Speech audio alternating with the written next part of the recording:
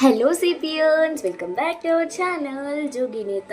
ఈరోజు మేము తొలకేదాశి కాబట్టి నో నాన్ వెజ్ అని చెప్పేసి మమ్మీ బుడిమకాయ కూర వండమని చెప్పింది.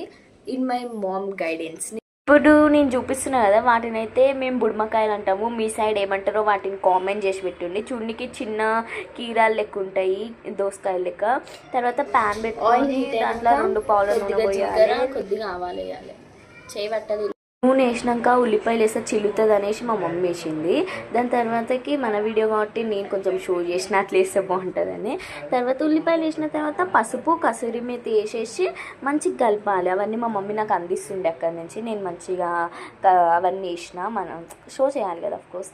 దాని తర్వాతకి కట్ చేసుకున్న బుడిమకాయలు ఉంటాయి కదా, అవన్నీ వేసేసేయాలి.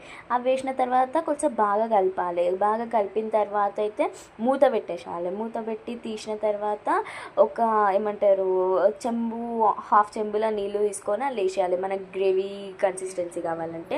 మళ్ళీ అది మంచిగా కలపాలి. కలిపిన తర్వాత కారం, ఉప్పు వేసుకోవాలి. ఎప్పుడు ఏదో ఒక వంక పెట్టి మక్క కూడా బాగుంది అనగానే నేను షాక్ అయినా. మీరు కూడా పక్కా ట్రై చేసుకొని తినండి.